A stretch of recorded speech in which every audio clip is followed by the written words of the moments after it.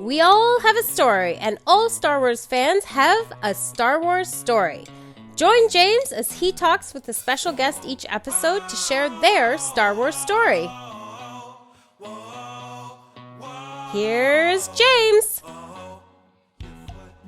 Welcome to the Outlander Club. I'm James. Today is going to be a fun day. We're talking Star Wars, a Star Wars story. We've got Lauren here from the GALactic podcast, Lauren Romo. Lauren, thanks for joining me today. Thanks, James, for having me. I'm very excited to talk some Star Wars with you. I've been on your show a few times, so it's always a good time, and I'm very excited to be here. Actually, we're not going to talk Star Wars today. We're just going to talk baseball. We can talk We're going to baseball. talk baseball, Okay. and we're going to talk why the Lions are so terrible at football. That's a 2-hour podcast right there. Oh, dear Lord. Yeah, we don't have. There's no time in the world to get into that topic. Yeah, it's just it's too much. We were talking a little bit before recording. Lions games are a lot of fun to go to, unless you pay attention to the score. Right. Then you well, if realize you're there how for the awful opposing it team, is. then it's always a joyous occasion. But Very true. Very true. Yes, visitors have a really good time in Detroit. That's for sure at the Lions games.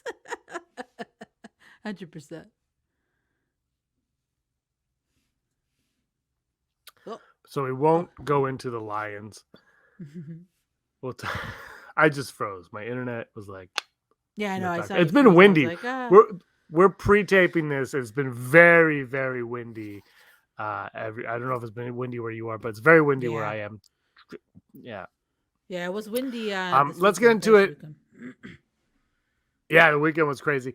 We're gonna get right into it, though. Do you recall the first moment that Star Wars entered your life? Do you have a memory of your first Star Wars memory? Yeah, so I remember as a kid, obviously born in the 80s, 83, so you guys can do the math on that. And then Math? No. Right, no, nobody likes math. So, but I do remember Star Wars, on VHS. Like that's my biggest thing is I remember watching it on VHS. Like that was the huge, like I put it in, watch it, and just love it. I remember the box sets that came out and all that stuff. I remember my cousin, who's my podcast partner on GALactic Podcast, Andrea. She had all the cool toys. She had like the Kenner stuff.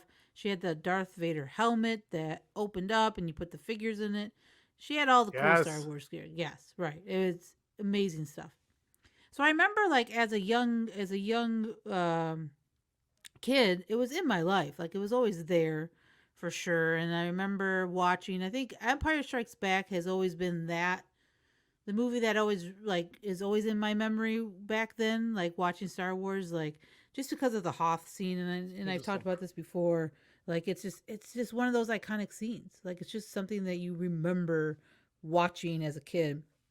Luke, going in the snow, Han looking for him. Like it's just I just remember it. Like it was just so good.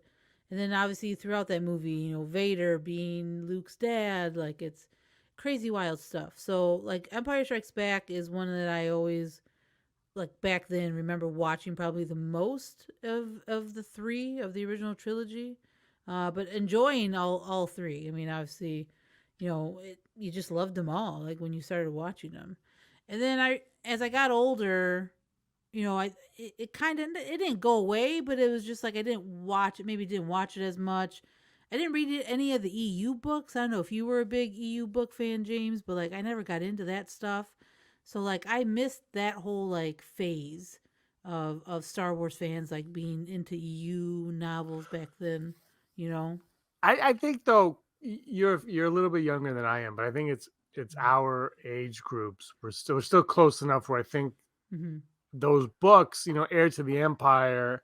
I had a couple, like I would get a couple as gifts, but Heir to the Empire wasn't one of them. But it was just we were too. And you being younger than I was, just when you're younger, age really matters. It's just too young.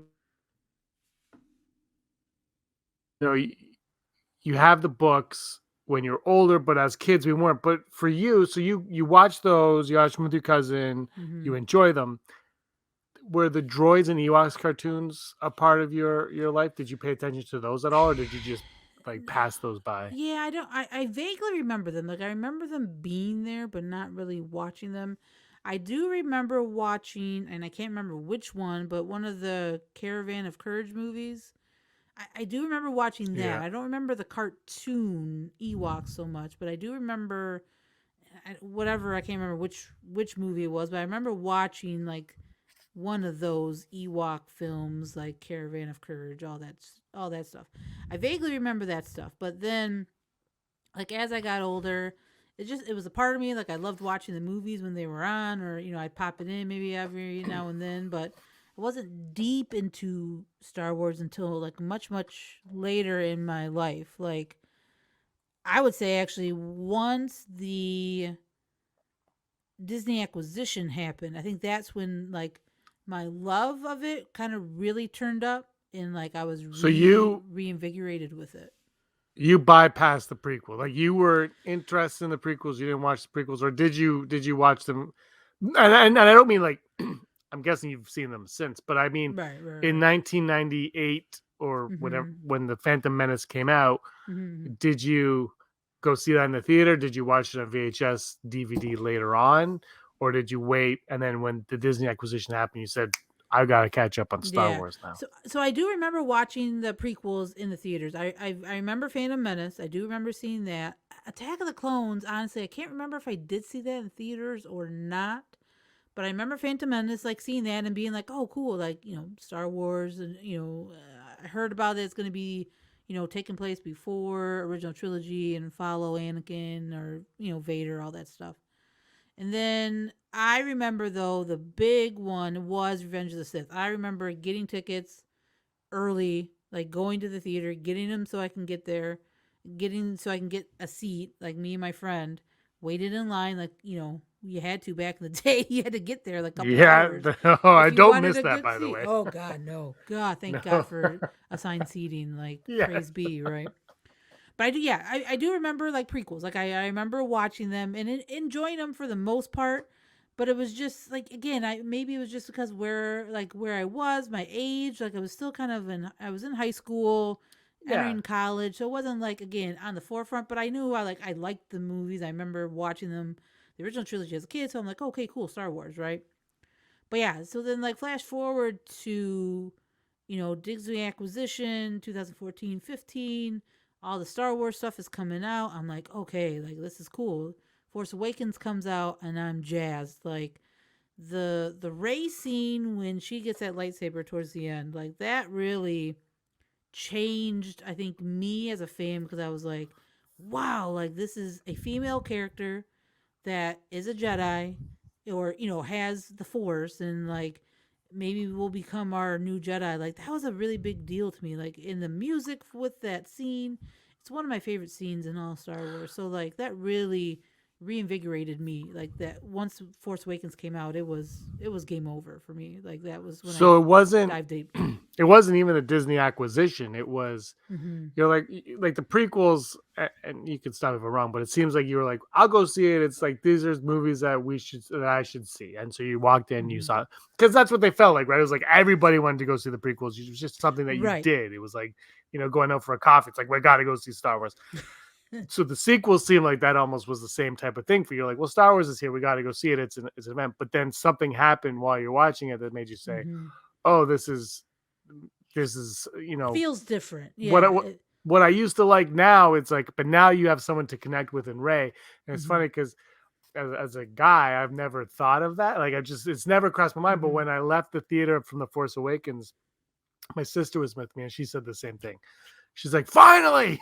Like she was like, it's about time, and it's like, but I've never, just I don't know, it never crossed my mind, obviously, but right. So that was cool. But so now that scene is there. You're like, oh, I really like Star Wars. But the one thing with you that, for as long as we've spoken, is you've been a huge fan of the animated stuff. Yes. And it seems like from what you're telling me now is you didn't pay attention to the Clone Wars at first. Right. So how did that? So was it? How did you get from Force Awakens to the Clone Wars? Because it does. That's not a natural transition, really. To my obsession of animation. So That's actually it's a real fun question because I think after Force Awakens again it changed me, right? Like it changed me as a Star Wars fan because I was like, wow, I was paying more attention to it. Maybe just because I was older, like things in the movie were hitting me different, like themes and everything like that. So I was like, all right, let me check out what I've missed or what's coming or what everything like that. So then I joined a Facebook group back then around that time, and then just looking at what people were posting and talking about, I'm like, oh, okay, let me check this stuff out. So, Clone Wars was a big thing. I remember people always talking about it in that group. So I was like, all right, well, let me see what it's all about. So I was super late to this. I mean, this was what 2015 ish, Yeah, and 16. Yeah. yeah, 15, 16, right? So I remember I think at the time it was on Netflix, so I was like, all right, cool, I can watch it. And then I remember like watching it and being like, okay, this is different, but it's kind of cool. Like I like it. I'm digging it. It had Obi-Wan and Anakin, and you're following their adventures, and then you add Ahsoka to it, and man, again, a lot of people at first didn't really like her. Like, and I understood that when I first watched Clone Wars. I was like, okay, who's Ahsoka? What's the deal? But man, I'm telling you that what they did with her character throughout Clone Wars and they continue to do with Ahsoka, it's amazing. Like she's one of my favorite characters now. So like that animation for me was just like a stepping stone to be like, man, they can really Star Wars has a lot of cool stories to tell beyond the original trilogy or the prequels or even what's going on in the sequel trilogy right now. So there's just a lot of stories that I wasn't even aware of.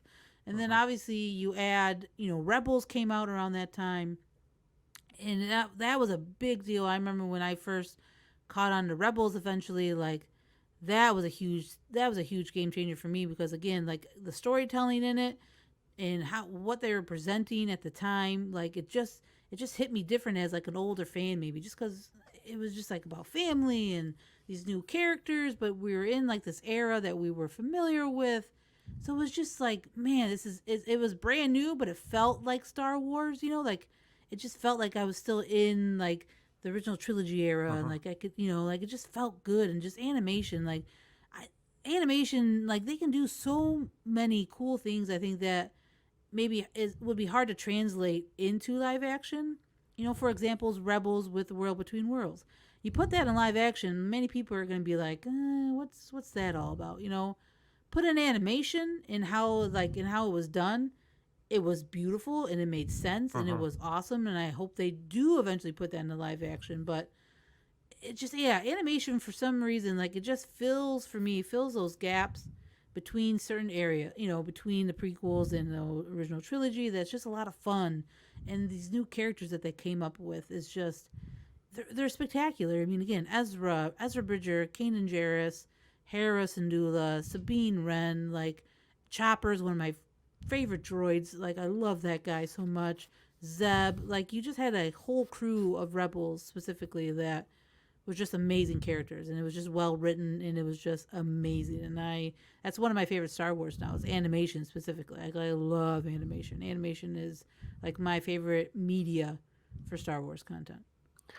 Did the Clone Wars get you back into the prequels at all? Like, did it make you say, "Hey, I should rewatch Phantom Menace," or even watch the Attack of the Clones for the first time? Like, did it make you go back and say, I should watch these now"? And if it did you see them in a different light? Oh yeah, I think Clone Wars did a huge thing for me as far as appreciating the prequels a lot more, especially I think between the obviously Attack of the Clones and Revenge of the Sith, right? Because after the end of the Attack of the Clones, you jump to Revenge of the Sith, and there's some pretty decent time has passed, so you're like, well, what the hell happened? And you're talking, at the end of Attack of the Clones, a huge war was starting. So Clone Wars did a really good job of filling those gaps, but then also like expanding that story and really diving into Anakin and Obi-Wan and Ahsoka. And then again, Clone Wars comes back. Man, what a moment that was to have Clone Wars season 7 and what they did in those last 4 episodes, again tying into events at the end of Revenge of the Sith. Like it was amazing. And I think if you haven't watched the Clone Wars, it gives you a different perspective on the prequels, and it gives you more, I think, appreciation. of what George was doing at that time and what he was setting up, and then what Dave did with Clone Wars to tell that story, to expand on that story, and to make it even deeper than I think George even really thought it could be. You know, like they just did such a good job with filling that gap in between Attack of the Clones and Revenge of the Sith with Clone Wars. Like I love that, and again, very similar to Rebels. Rebels does a really fun job of connecting between Revenge of the Sith and the original trilogy a little bit for me. So you got into Clone Wars at like it's already been canceled at this point, or Right. whatever you want to call it, stopped, cut off. Mm-hmm. How did you like? So did it? Because you like when you get into it, there's already Rebels is already happening. Because you would have gotten into it like Rebels already would have been around season 2 at least. Right. So you're into Clone Wars. You're like Rebels is already a thing, you know. But that did it affect you at all watching Clone Wars that you knew it just kind of came to an abrupt ending, or were you, because you had that awareness going into it, were you content with it? Like you were like, well, it's just gonna end. I'm gonna be fine with it. Like, were you content, or did you say save the Clone Wars right away, right off the bat? Right. No, I mean, obviously going into it knowing that it did get canceled, you kind of just expect it to, you know, like you kind of go in like, okay, like it's gonna run for this amount and it's gonna end, and you know the story is what it is at that point. So like, I guess it didn't really affect me as much because I knew, like you're saying, I knew going in that there was, you know, it was gonna stop and maybe just not really finish what they wanted to, right? Like the series was just going to end and a lot of storylines were just going to kind of not be there and not be wrapped up. So, you know, you kind of just dealt with it, or you just, you know, heading into it, I was like, okay, that's fine. And like, it is what it is. But you still, like the stories they were able to tell within those first, you know, five seasons, and then 6 was kind of like not a throwaway, but it wasn't obviously a full season. You know, you enjoyed it though. It was fun. Like, I mean, Yoda, and in those kind of that season 6, his episodes of going through Dagobah and doing all that stuff, like, man, that was it was like deep Star Wars lore, and I loved it. So like, you still appreciated it, right? Even though you knew it wasn't, you know, at that time you knew it wasn't coming back as far as we knew. And then, you know, lo and behold, what, a couple years later, you know, San Diego Comic-Con 2000, what, maybe 2018 or something, like they were like, Clone Wars is coming back, Clone Wars saved, and you're just like, holy crap, like they're gonna finish it, like this is gonna be awesome. So it was really exciting. I think that moment for me, like, and I can't imagine for fans that had watched it from the beginning and then waiting that long and then getting that announcement. Like, I was just maybe, you know, a year or so in, you know, after watching it, and then it comes back. I was like, holy crap. All right, cool. Like, I can't imagine being a fan and spoiled waiting, right? Waiting that long. And for them to say, yeah, it's coming back, kids. Like, what, 10 years or so? I think it was. Like, it was big. It was huge. And then, you know, they did such a good job with season 7. God, I love that season so much. And the characters that they came up with for that last season, and Ahsoka's journey and Anakin's journey, you know, kind of just starting and seeing what he was doing prior to Revenge of the Sith, connections. Like, it's just so good. It's just so good. And that's what I think animation can do well, is make those connections between these movies and make it feel more real. And then look at Bad Batch, right? We haven't even mentioned Bad Batch. Like, season 1 was great to me. Filled in some gaps, having a lot of fun with these new characters. And again, hitting you hard when it needs to, especially at the beginning of that series with the Order 66, showing us another viewpoint of that disastrous, you know, part of Star Wars history. Like, it's good stuff, man. Animation can do so much, and it looks so good. I don't know about you, James, but like, animation looks good now. Like, I mean, to go from like season 1 of Clone Wars to like season 7, the maturation, the just overall how well it looks, and then going into like Bad Batch, God, they could. And I've said this before to you. You and I've talked about that. Like, making an animated full length theatrical movie. I'd say it's going to happen within the next five years. I think you're getting close. When we first talked about it, I thought there was a shot, but now I think we're close. I think we're significantly closer. We're closer. Yeah. 100%. Yeah, but But so you love animation, you love Star Wars animation. Were you always into animation like throughout the years, or was this something that because of Clone Wars you just got into? I think Clone Wars kind of got me back into it. Like I remember as a kid watching animation, like Voltron was huge, Transformers, things Voltron. like that, right? So like I remember watching cartoons. I remember watching like again in the 90s for me, Spider-Man, X-Men, they were huge animation, for me. The So I best remember cartoons ever made. hands down, right? So like that was like my growing up animation. So I always enjoyed it. And then again, as you kind of get older, maybe you just don't. For me anyway, I didn't watch it as much just because life or whatever. But then once I got back into Star Wars, like you're saying, like Clone Wars really got me back into animation. And now that I'm watching not just Star Wars animation, I'm watching a bunch of other different animation on the different platforms that are streaming now. So like I think especially in animation specifically, like I think people are beginning to see that it's not just for kids, right? Like I think a lot of the taboo about animation is like, oh, it's for kids, you can't really do it for adults. No, that's wrong.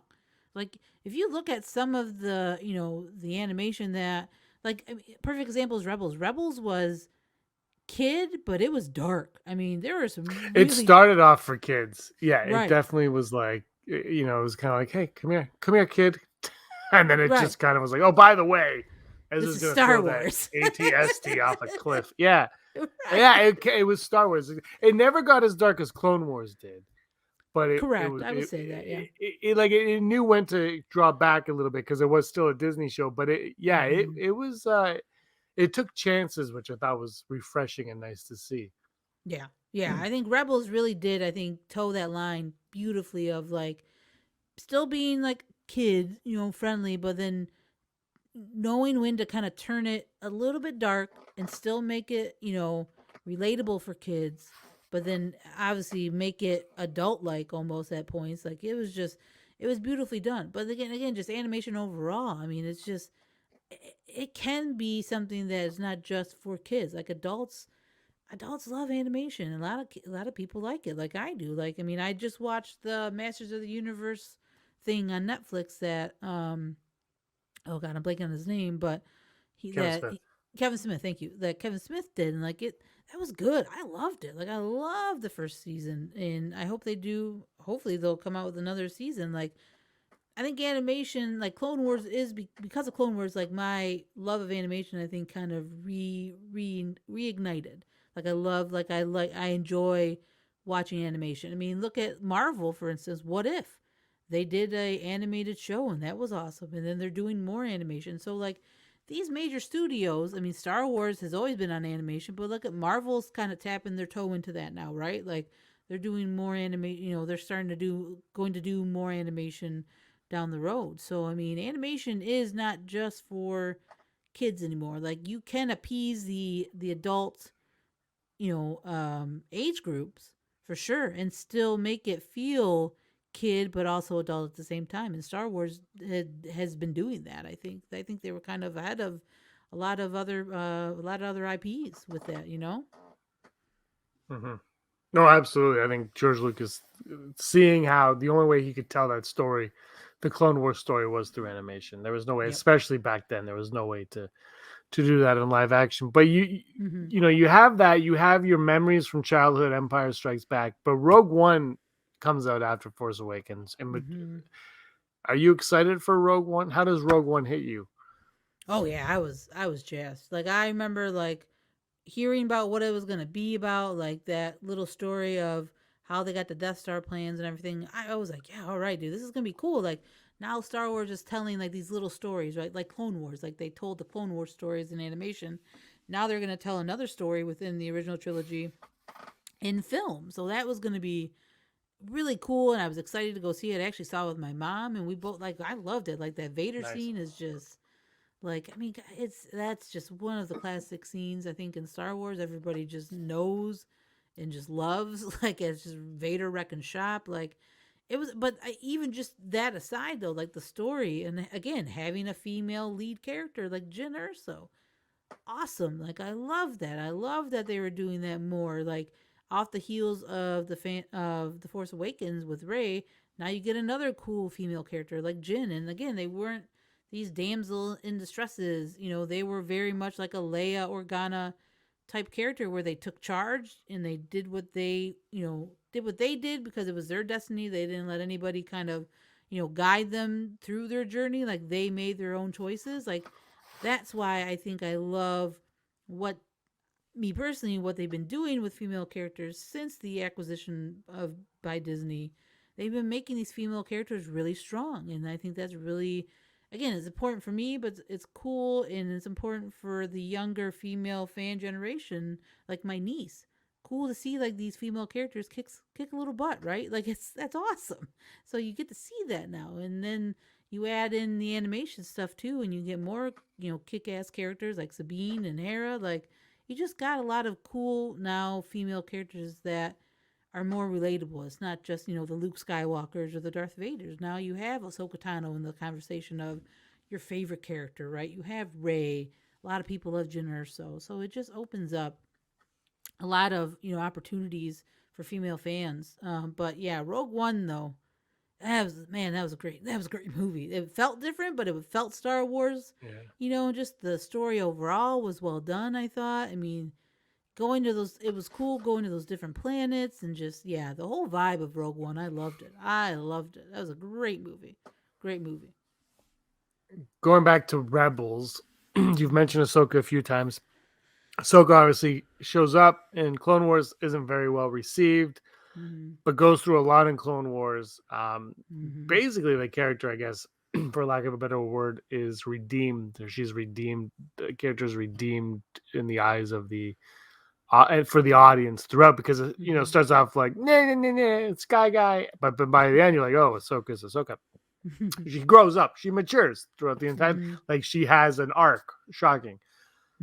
But then you're watching Rebels, and I'm curious to hear about this because you're so late in the game on Clone Wars, and then you go to Rebels, and Ahsoka shows up in Rebels. Surprisingly, shockingly, she just shows up, and that wasn't something anyone mentioned. No one really knew. It's just all of a sudden Ahsoka's there. She's obviously older.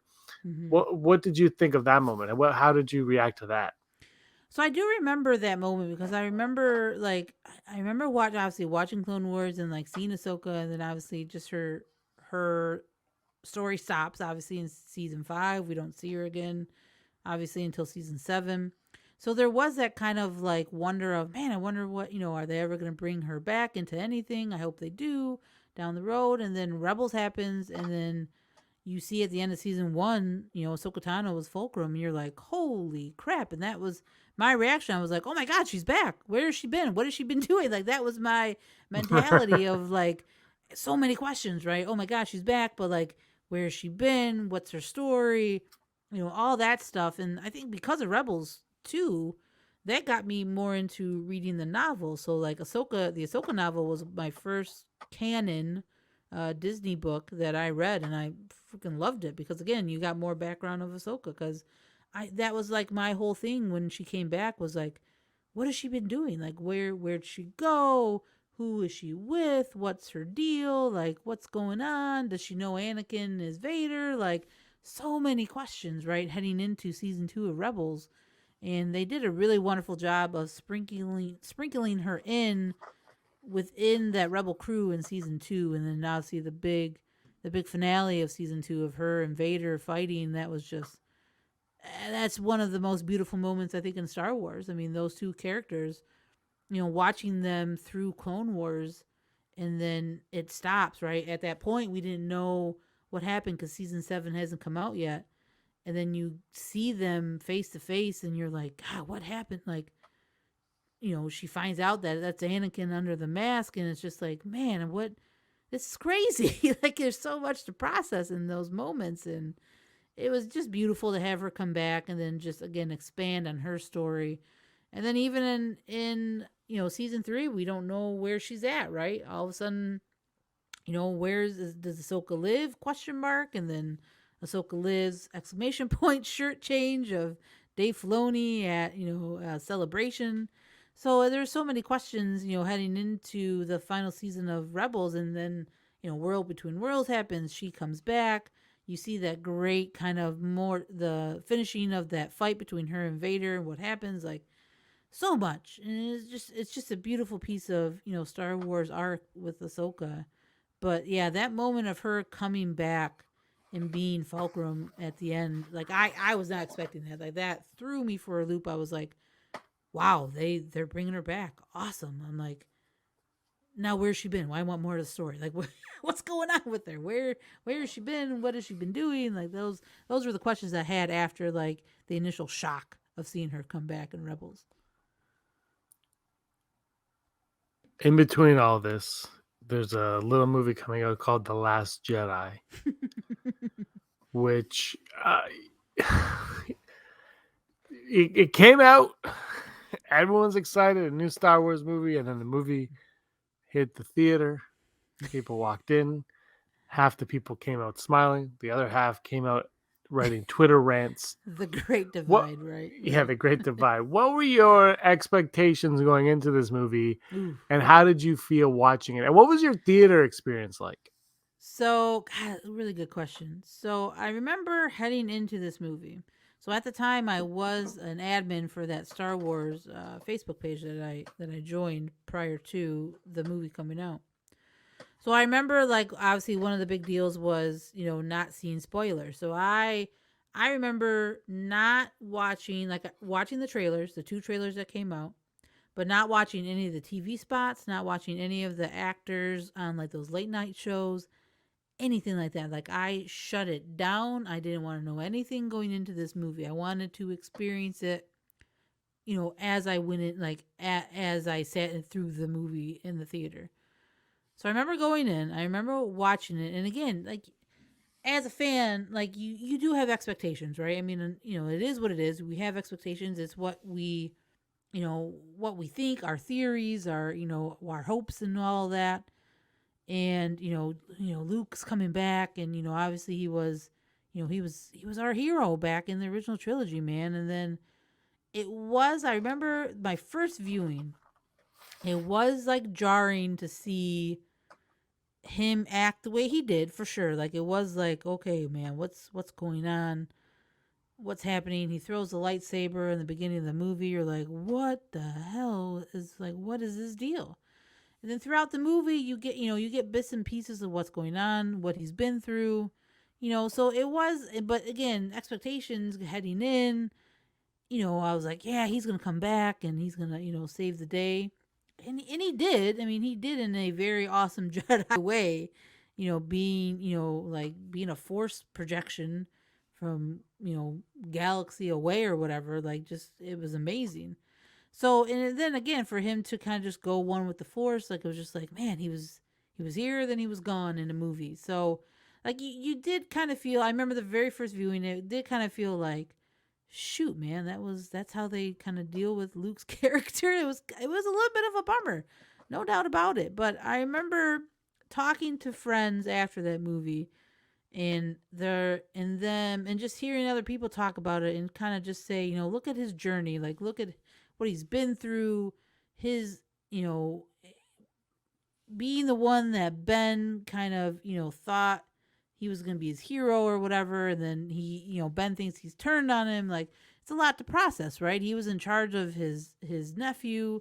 He felt like he let Leia and Han down. Like, there's a lot of stuff that he was going through, for sure. So you understand why he exiled him and everything. So, like, it took me a couple viewings to kind of appreciate what they did with Luke's character specifically. Now, I loved what they did. I remember enjoying, even like, I remember the Rey and Kylo like fighting together stuff, like that blew me away. That whole scene was amazing. Him killing Snoke was a super shock. I did not see that coming. And I remember like going in the theater, everybody was like cheered when he did that. When he took the lightsaber and sliced Snoke in half. Like, it was a fun, people were hooting and hollering. It was a good like Star Wars like movie. Like, you just felt it. So going out though, it was kind of like, you had different feelings. Like, you're like, yeah, I liked some of the stuff. You had to kind of grapple with what they did with Luke, but again, instead of like going out and tweeting my, my initial thoughts or whatever, like you talk to people, right? Like you talk and just kind of feel what everybody else was thinking. And then you kind of like going into a second viewing. I think I saw it the next day too. And I was like, I went in with obviously no expectations because I seen it and I just was able to enjoy it, right? Because I remember, and I don't know about you, but like seeing a Star Wars movie, like the first viewing is just like, Star Wars, right? Like lightsabers, stormtroopers, Jedi, you're just so excited to see a Star Wars thing on a big screen. You kind of just, you're not able to maybe sink in and take in stuff that they were showing you in the film. So I remember my second viewing, man, I enjoyed the hell out of that movie because I was able to just kind of sit back and relax and enjoy a Star Wars movie and enjoy what they were presenting and just loved it after that. Like, I think the thing with The Last Jedi, and a lot of people might disagree, but like, if you went in and only saw it once, you might be upset, but I think if you went in a second time and took those expectations that you had going into that first viewing down, it's a freaking great movie. Like just cinematically, the story of Luke, Rey's journey, Kylo's journey, like it's a beautiful film. Like it's a beautiful film, and me personally, I hope Rian Johnson does more movies. That's just me, but yeah, it was an interesting experience, especially like I said, I went in with like no spoilers, didn't read any leaks,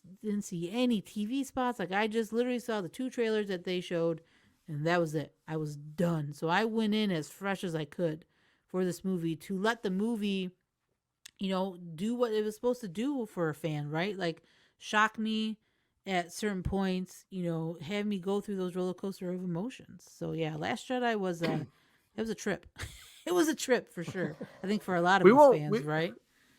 Oh yeah.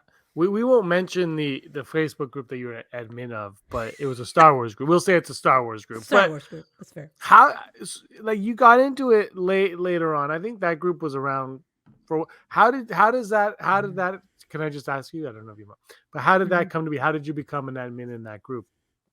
Yeah, so I remember watching the celebration in 2017 in Orlando, watching it on my phone and just like enjoying the hell out of it, and watching all the people and the costumes and everything.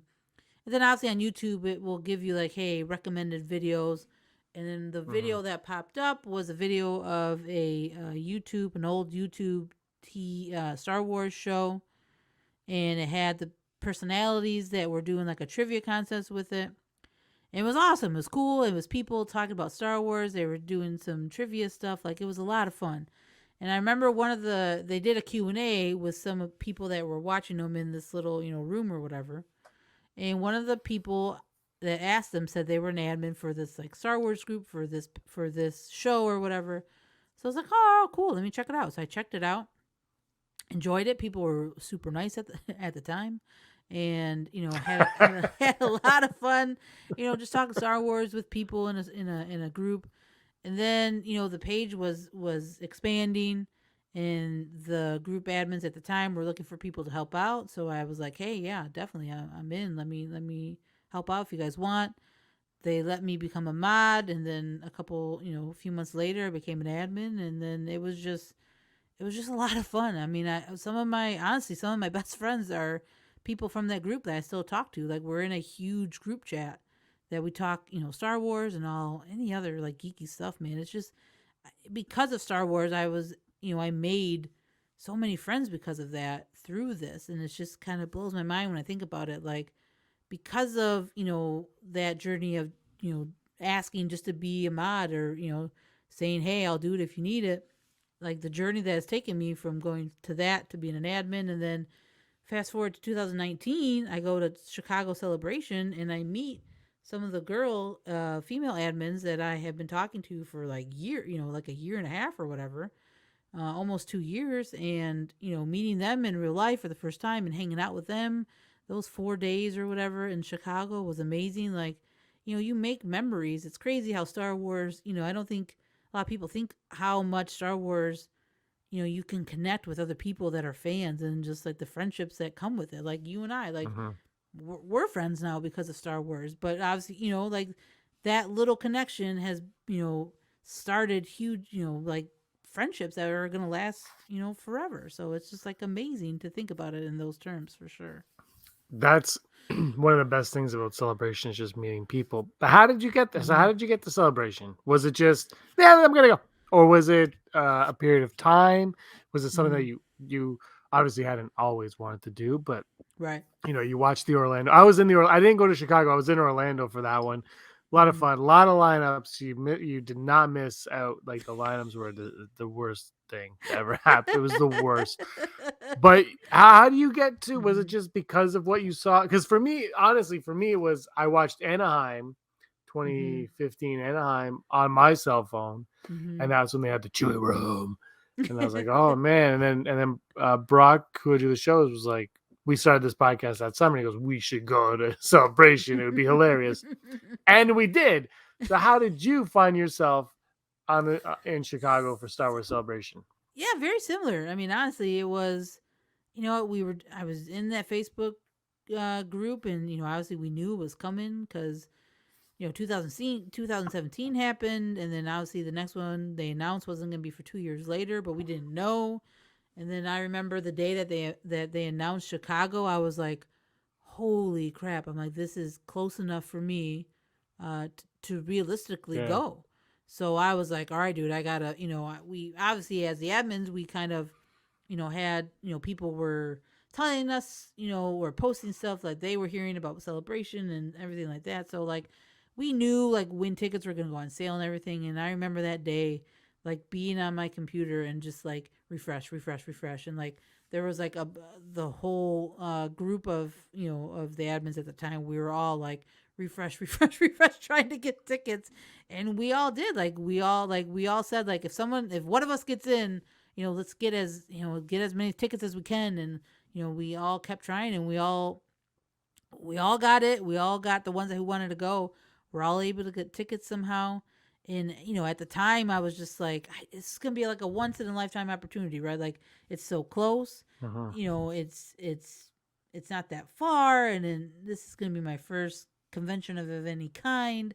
So that was really exciting for me, and just to experience that event. I wish I could go back and do it because it was so much fun. Like it's just a vibe, and maybe Orlando was like that too, James. Like you go there, and it's just like a bunch of Star Wars fans. Like it's just that's all it is. It's not like San Diego is a bunch of fans, right? Of fans of many different genres, but Star Wars, like the celebration is specifically Star Wars, and like you feel it. Like people they just love Star Wars, and like I remember just thinking to myself, I'm like, I mean, I knew Star Wars was big, but then like going to that event, it blew my mind to know how much Star Wars meant to people, like in big ways, not just like, oh yeah, I watch the movies and, read some of the books. They were very, passionate fans. The cosplayers, that was one of my favorite things of Chicago was watching and seeing these cosplayers dress up as various Star Wars characters, stormtroopers. Like it was amazing, and it just the creativity that people had was just awesome. So it was cool, and then I think it was awesome too that going into Chicago, we knew it was going to be the final Skywalker saga movie, right? So it had a different feel. Like it was like the end of the saga, but then the new of Mandalorian. I remember I was talking to John Hoey recently on one of our Galactic podcast episodes, and he said that, and it made so much sense after he said it. Like it was the end of it was the end of the Skywalker saga, but the beginning of the Mandalorian, right? So it was like a really kind of cool thing that was happening in Chicago because it was just like so many different feelings because it was the end, but then like this new stuff was coming, right? Clone Wars season 7 was coming back. It was Mandalorian was coming, all the new books. Like it was just that was probably one of the best conventions, obviously being my only one. It was the best one for me. It was just so amazing, and just I'm hoping to get to Anaheim next year. Cross my fingers. I have a hotel. I don't have tickets yet, but eventually I'm hoping that we'll get there, and we'll get to be able to do it again because it's an amazing event. It really is. If you're a Star Wars fan, and you are able to go and have the means to do it, it's amazing. Like it's just it's a once in a lifetime experience that I think you will hold dearly for sure. It opened my eyes when I was there, and there's Orlando was different from Chicago because, like I said, the lineups were the worst. But it Yeah, it was was, terrible, terrible. but you meet people through that, and then one thing you realize is I'm from the '80s, and I grew up with the originals Mm-hmm. and Ewoks and droids, and then you see people who grew up with the prequels there, and then you see people who were like, well, I got into it because of Thrawn, and you're like, what? And then people who are like, I don't read the books, I don't watch the cartoons, I only watch the original movies, the original three, and you're like, what? But they're there and they don't care. Mm-hmm. They're like they're fine. They're like, you like what you like, that's fine. It's Star Wars, but I Mm-hmm. like what. And you realize that everybody had a different path to get to this fandom, Right. and it's and I think that's actually it's working to Star Wars detriment now. Is that there's so much everyone's coming from different angles of Star Wars, so it's I always ask this question like, what is Star Wars? Because Mm-hmm. it's not what it was. It's I don't even think George Lucas knows what Star Wars is anymore. It's like it That's surpassed true. everything. It's become something that I don't even think you can put into Something bigger words. than I It's think. Yeah, I think has become something bigger than yeah. maybe even George imagined. Like Well, yeah. it's yeah. I mean, I think they are creating something that I think George has in his head, right? Like he thought about, but like seeing it now kind of come out is probably a wild experience for him. But yeah, I think what it can be, like you're saying, it can be a detriment because there's so many different ways and avenues for fans to love, to join Star Wars fandom. But to me too, I think it's also kind of a cool thing. Like, oh hey, how'd you get into Hmm. Star Wars?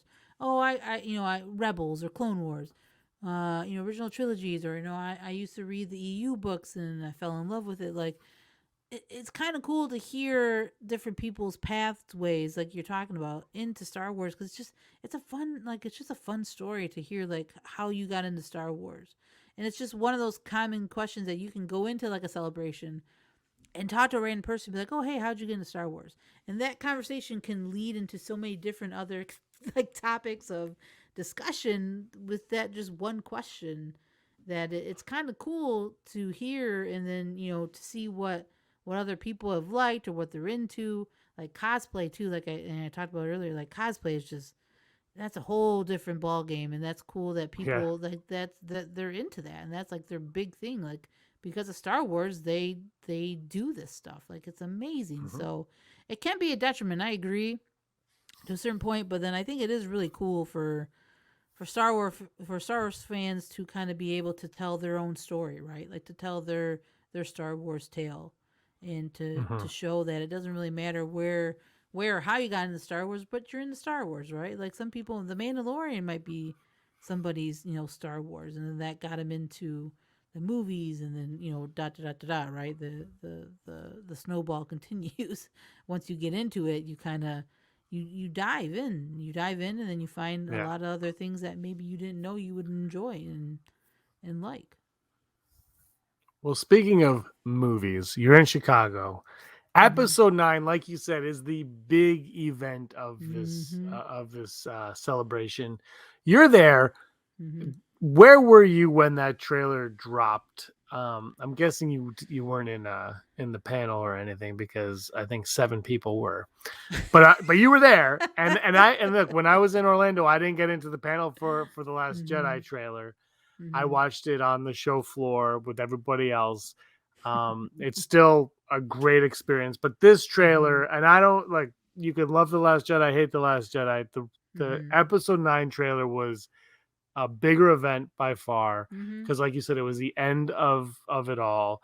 Mm-hmm. This was it. And then what ended up coming in that trailer definitely was bigger than anything we got in the last. Like as a whole, Mm-hmm. this trailer surpassed the Last Jedi, which it should. It's the last one in the Skywalker saga. You need to go with a Right. bang. No one knew the title. The title shows up in this. Where were you? What was it like where you were? And what was your Mm-hmm. reaction? So yeah, so in Chicago, so they had like the big there's an arena across the street from the convention center that had like the big where like these big panels were, like the episode 9 and a couple other panels. So when you got your tickets, you went into a lottery and could get into these different panels, the bigger panels like episode 9 or the Mandalorian, things like that. So we didn't get into the arena, but we were able to get into what they called like another kind of viewing party in a different room instead of so instead of being in like the big, like you're talking about, the big kind of where everybody meets in the big screen where they did the Star Wars show and all that stuff.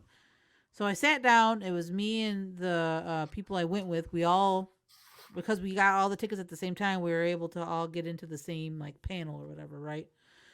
So we were sitting down in the room, and we're watching the panel on like a screen that they had in that room, and you're just watching and enjoying it and loving hearing them talk about the movie and everything.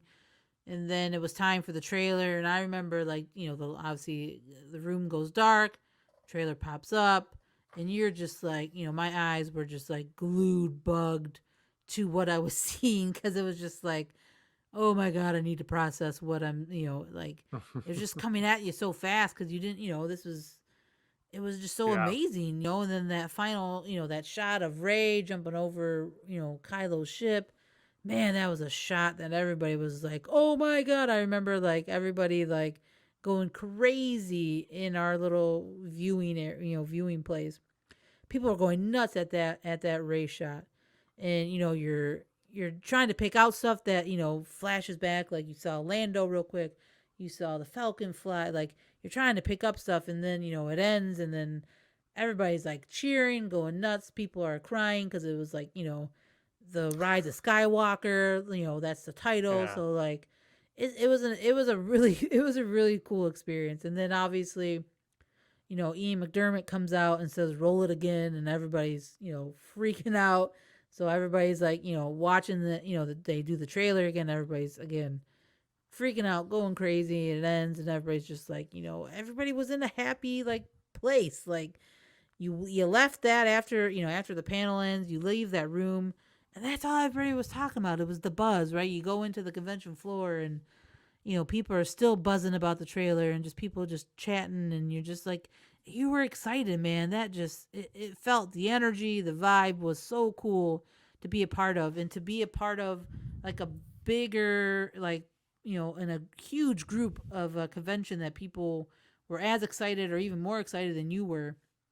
It was a great experience. Like it's just people were so happy, man. Like it was just walking around like, hey, did you see the trailer? Like, oh my God. And you hugged people like you didn't just meet because you're so happy. Like it was just a great time. Like you're just like high-fiving everybody. Like it was just fun, man. And then so that the episode 9 panel was cool. It was a cool experience because I was able to be in like a little like little room, or like a room with a bunch of other people, but like my friends that I went with were there with me, so it was fun to experience that with them.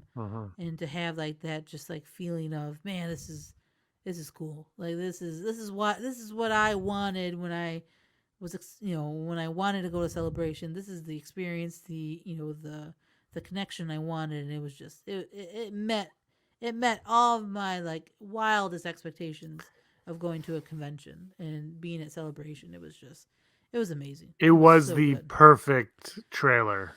Yes. For it was like the perfect storm, and then the trailer was a perfect trailer. I think that trailer, it might not be the best Star Wars trailer, but I think for the moment and everything, I think it was the most impactful for all. I think it's just it was exactly what everybody needed. Yeah. On that day. In that time for Star Wars. It's exactly what was needed, and it delivered on all fronts. Yeah. And I love watching, go to YouTube every now and then and watching like people who were there, like their videos of YouTube, like on YouTube. Yeah. And just seeing people go nuts. Like it gives you chills. It gives me chills every time I watch it. Like, man, it's just cool that people were just like that jazzed. And like as a whole, like nobody was fighting. Nobody was like, oh, this, Last Jedi this or whatever. Like everybody in that moment was 100% together and 100% just like loving Star Wars at that exact moment. and it was beautiful. Like, it was awesome. It was so much fun. And we so much may fun. never get it again.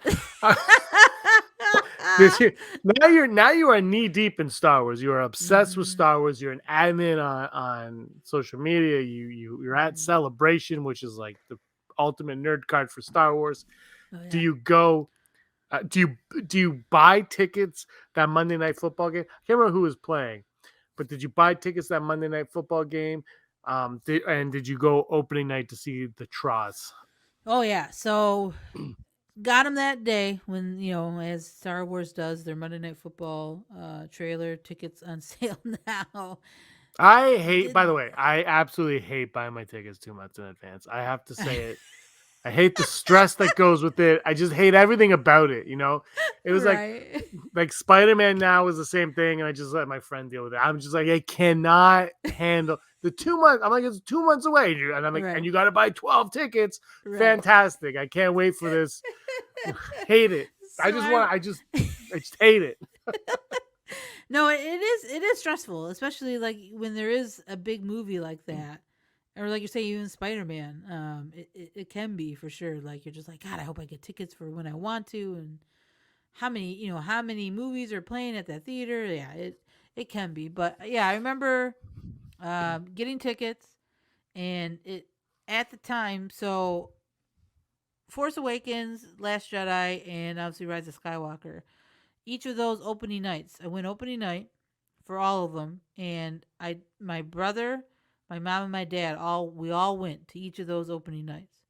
And Tross was cool because at the time, my cousin and I had started our podcast in August, so like a few months prior to. Mm-hmm. So we got tickets. Like, I got tickets for my family. She got tickets for her family. We all went to the same theater at the same time, sat in like the same rows. And it was just cool to be with, obviously, more than just like my mom and dad and my brother, like to be with my cousin, who obviously we've been podcasting for months at that time. So like, we were so excited to see it, and to see it together was cool. And then the movie happened, and it was interesting. I remember that first viewing. I remember me and my cousin walked out of it, kind of looked at each other. We're like, okay, I need to see it again. Like, again, it was very much like The Last Jedi for me. Like, I had to see it again because there was so much going on. Like, again, when you see a Star Wars movie, like, you're just like, like looking at the screen, just like bug eyed, and just like, not knowing what's going on, but just, knowing it's Star Wars. So then, me and her saw it the next day, I think, and were able to, again, like, relax and just see, enjoy the film that was presented, because all the expectations went away after the first viewing. Because, again, going into a Star Wars movie, you have expectations, just like we did for Last Jedi. But then us doing a podcast, we were like super like, all right, dude, we gotta get our thoughts ready for our review and all that stuff. So, it was a different feel, but it was still like, it was great to go into, again, an opening night, and people hooting and hollering at certain points of the movie and everything. Like, it was just a lot of fun. Like, that's one thing about opening nights for Star Wars. Like, it's fun. Like, if you go to a good theater and you got a good, like, group of people that you go with, but then everybody else that's there kind of has good energy, it's a fun time. I mean, that's like, like Endgame. I remember seeing Endgame. Like, those moments in Endgame, like, where the whole theater is going crazy. Same thing with Star Wars, man. Those moments where everybody was going nuts feels cool. Like, it feels a lot of fun. But yeah, Tross was an interesting film. It's really funny because I was just looking up all of our stats for our podcast, and our review of the Rise of Skywalker is our most downloaded episode out of all 87 episodes that we have. It's the most downloaded episode. So it's like, people, it's just funny, like, maybe the climate that we're in with, fandom, like, people are like, oh, let me check their Rise of Skywalker review and see what they say. Like, and they kind of gauge, like, if they want to maybe continue listening to you or not. That's kind of how I feel about it. So it's just really funny to see that as our most downloaded episode. But yeah, it's just, Tross was fun.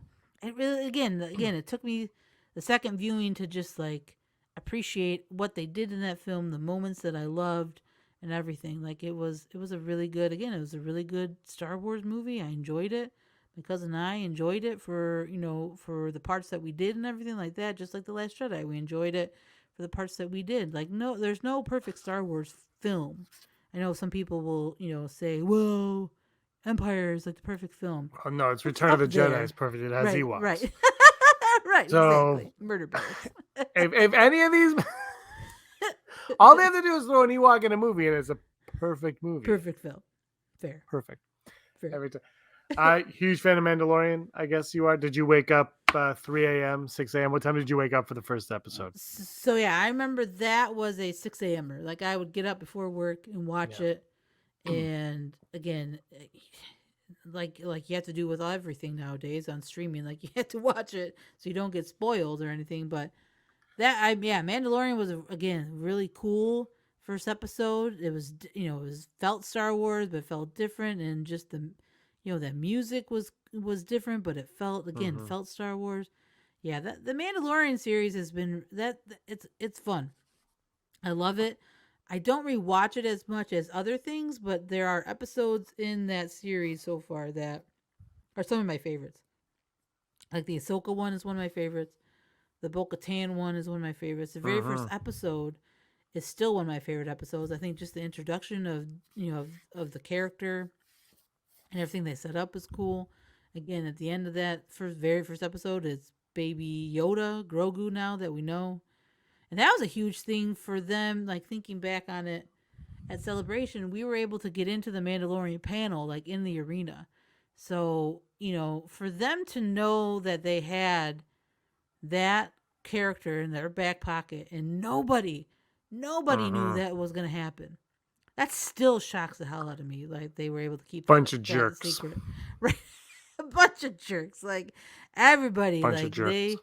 they knew, it's crazy to think about that. And then again in season 2, like for them to know that Luke Skywalker was going to be at the very end. So it wasn't just like they had to get through the first episode and then they'd be fine. Like they had to get through a whole season without anything like that leaking. And again, they were very successful at that. And again, that broke the internet with that Luke moment, man. Whew, man, that was wild.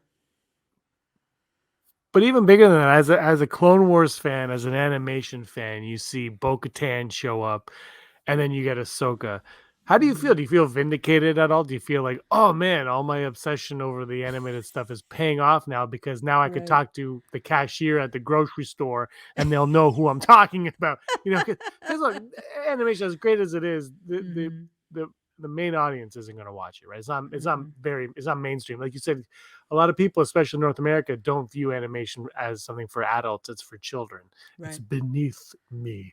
Right. But now these characters that you have watched over the years are live action. So now all those people who animation's beneath them is on their level now.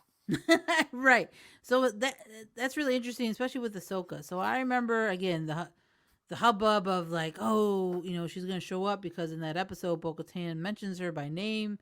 Like everybody's freaking out.